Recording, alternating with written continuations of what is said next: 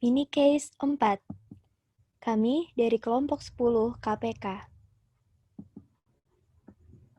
Pertama, jelaskan berbagai upaya pihak perusahaan dalam menerapkan fungsi pengendalian terhadap perusahaan. Salah satu taktik bisnis Microsoft yaitu ikuti, perluas, hentikan. Awalnya mengikuti standar atau produk yang bersaing, kemudian memperluasnya menjadi versi sendiri yang kemudian tidak kompatibel dengan standar yang ada, yang pada akhirnya menghentikan persaingan yang tidak sejalan dengan versi baru Microsoft. Taktik ini termasuk dalam salah satu jenis pengendalian concurrent atau steering controls, yang dimana pengendaliannya terfokus pada apa yang terjadi selama proses bekerja. Berbagai perusahaan dan pemerintahan menuntut Microsoft atas taktik ini, sehingga memunculkan tuntutan hukum senilai miliaran dolar terhadap perusahaan ini.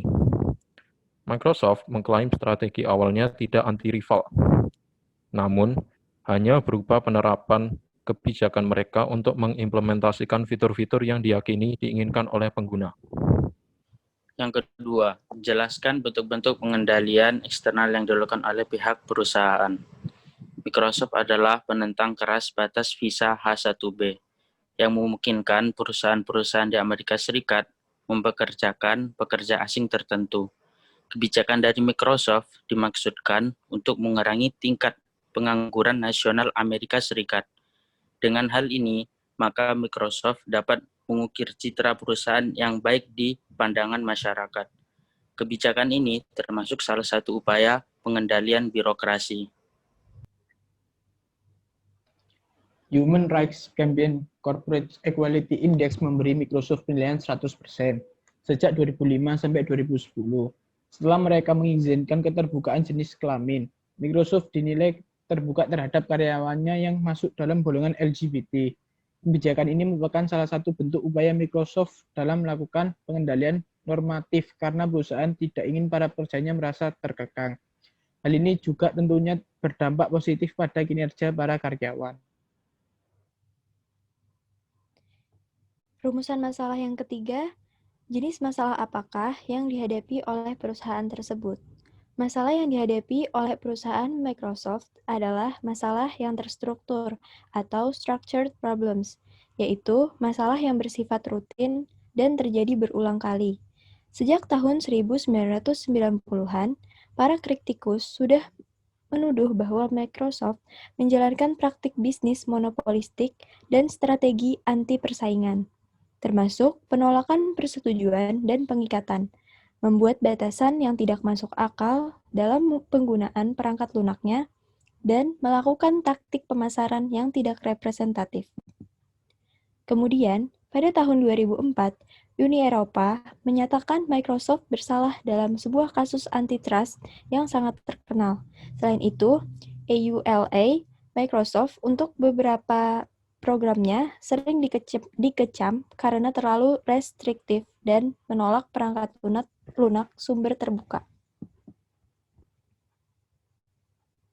Yang keempat, jenis keputusan apakah yang dipergunakan oleh pihak perusahaan terkait dalam menyelesaikan masalah. Keputusan yang diambil oleh perusahaan Microsoft adalah program decision atau keputusan terprogram. Berdasarkan masalah yang dihadapi pada tahun 1990, Microsoft mendapat kritikan berupa tuduhan praktek monopoli. Bahkan, hingga saat ini, masalah tersebut bersifat rutin dan terjadi berulang kali. Namun praktek monopolistik ini bukanlah hal yang sudah direncanakan, tetapi dari pihak konsumen sendiri yang merasa puas dengan produk yang dibuat oleh Microsoft sendiri.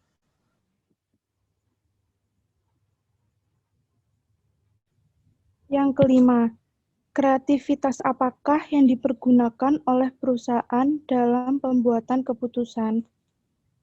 Menurut kami, Microsoft menggunakan Big C Creativity karena Microsoft telah berhasil mendominasi pasar sistem operasi PC dan pasar perangkat lunak perkantoran. Selain itu, Microsoft juga telah memproduksi serangkaian perangkat lunak untuk desktop dan server dan aktif di sejumlah bidang seperti pencarian internet, industri permainan video, pasar layanan digital, dan telepon genggam. Microsoft bahkan telah mengumumkan bahwa mereka telah memasuki vendor PC untuk pertama kalinya melalui peluncuran komputer tablet Microsoft Surface. Sekian dari kami, terima kasih.